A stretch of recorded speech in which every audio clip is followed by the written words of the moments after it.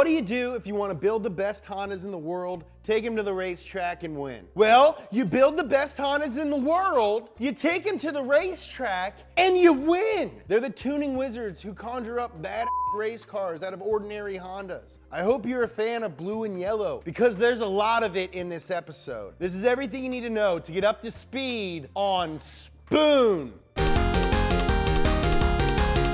Tatsuru Ichishima was just a regular dude like you or me. An ordinary dude who had a dream of building some bad race cars. At age 33, hey, that's how old I am, Tatsuru started putting together his own little track toy. His car of choice, a brand new 3rd gen Civic hatchback AT.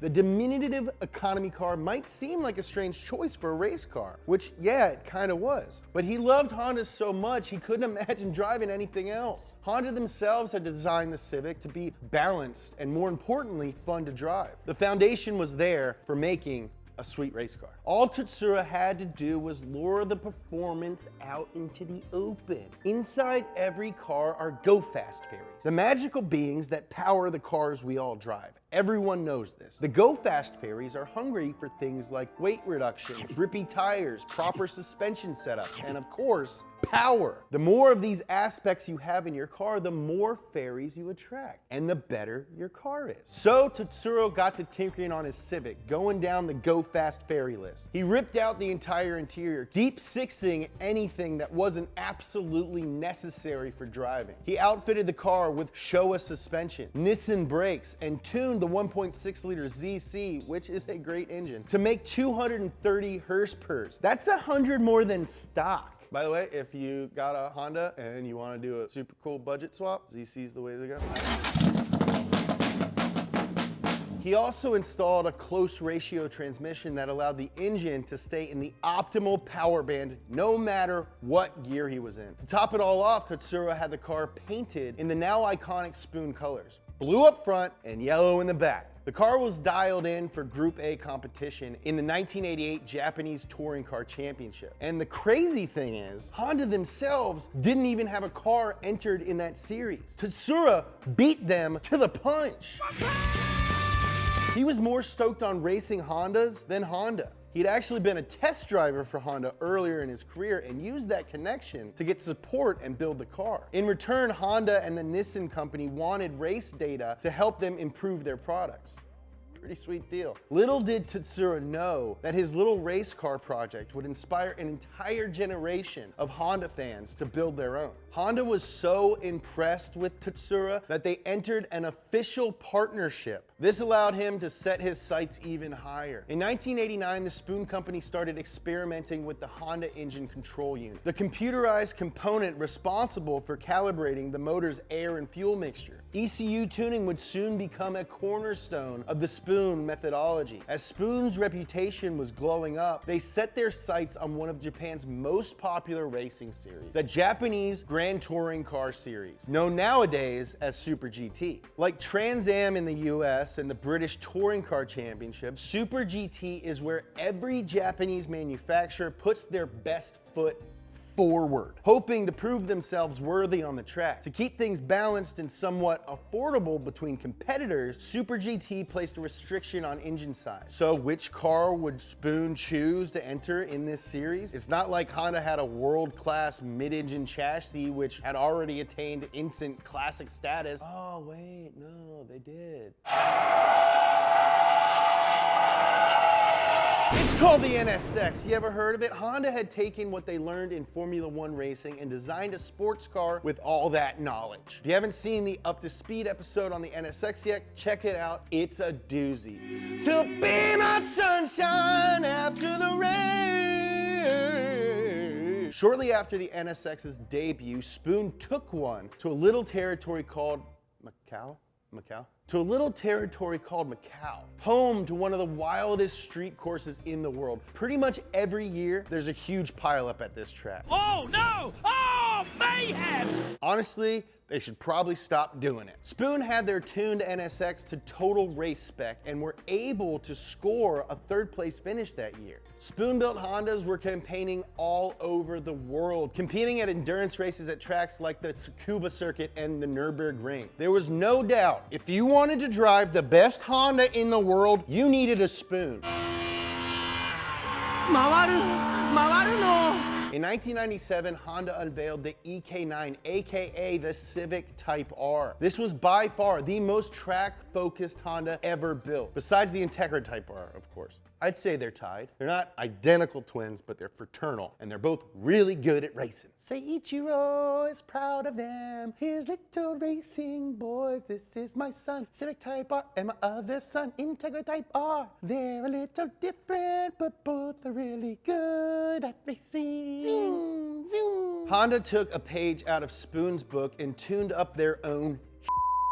It was lighter and tighter than the regular Civic and was the envy of the JDM world, including the guys at Spoon. Tatsuru was conflicted. He loved Honda with all his heart, but they're out here beating him at his own game. Building beastly Civics was his thing, damn it! They think they can out-spoon Spoon?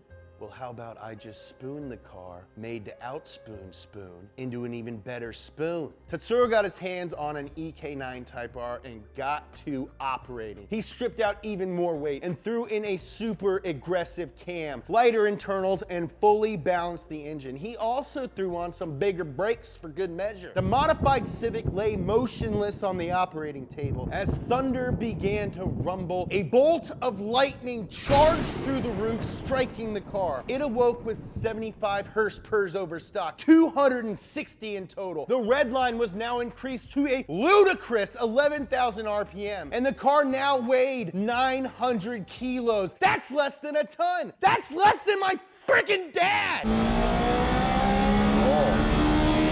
The Civic Type R was already the best Honda, but Spoon built something even better. They were better than the best. In the late 90s, Honda dropped one of their best cars ever, the S2K. You already know what it is. If you don't, watch this episode of Up to Speed. You know Spoon had to get their grubby little grease-filled hands on one. They gave it the usual Spoon treatment. Bodywork, suspension, tuning, all that jazz. Transforming the preppy two-seater into a savage enduro machine. One of these racers recently went up on auction block and was expected to fetch as much as $70,000. People love Spoons.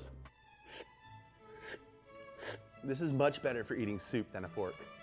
In 2001, Spoon expanded their facilities to include a full workshop across the street from the OG Spoon headquarters. Dubbed Speed Shop Type 1, the space is hyper-focused on correct installation and calibration. People could still buy Spoon parts from the source, but if you wanted some real Spoon hands on your car, you had to take it across the street to Type 1. To quote Tatsuru himself, the Type 1 is about the complete tuned car, not just individual parts thrown in without consideration of whether they will work in harmony or simply interfere with one another. Spoon returned to MACAU in 2007. They wanted to bring a new NSX to the notorious street course, but there was a little problem. The NSX had ended production 2 years earlier in 2005. No matter, Honda said, just take one of our NSXRs, but Spoon, being Spoon, a factory track monster wasn't enough. So the team put their personal touch on that too. They installed a full roll cage, Spoon LSD, custom exhaust, custom prototype suspension, custom aero, balanced fuel injectors for even fuel flow to all 6 cylinders. To be eligible for racing, Honda needed to build 5 of these cars for sale to the public. So Honda and Spoon linked up to do just that. But verified details on these cars are super hard to come by. Rumor has it, they sold for over $500,000 each. And the owners,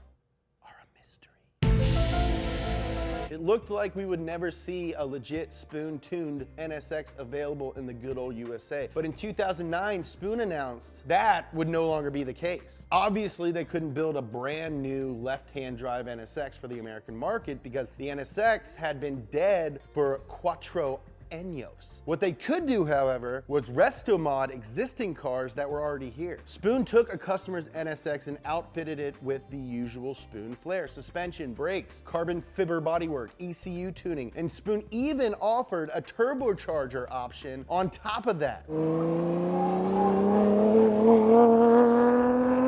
These cars were basically replicas of the Super GT cars Spoon built with Honda, and were the closest things us Americans would get to those iconic racers. In 2014, Spoon took a Japan spec FD2 Civic Type R and transformed it into the ultimate time attack machine with all the fixins. The car was actually built by Spoon's sole representative in the US, Go Tuning Unlimited in Orange, California. The craziest thing about this Type R is that the shop relocated the driver's seat to the middle. Why? Well, so anyone can drive it. The shifter can easily be moved from this side of the seat to that side, depending on which one you're used to. That's just considerate. The center drive Civic is currently driven by Formula Drift driver / friend of Donut, Dai Yoshihara. What's up, Dai? James, stop telling people we're friends. Spoon sells every custom part they use in their builds to the public. In a way, you could build your own Spoon car. You could be like Tatsuru Ichishima, and that's probably the most Spoon thing about Spoon. Thanks for supporting Donut. Make sure you don't miss any of it and keep watching. Click the subscribe button, hit the bell so you get a notification whenever this show comes out. Follow me on Instagram at James Pumphrey. Follow Donut at Donut Media. You wanna buy a shirt? Go to shop.donut.media and get you one. Reasonably priced. That's the ticket. Love you.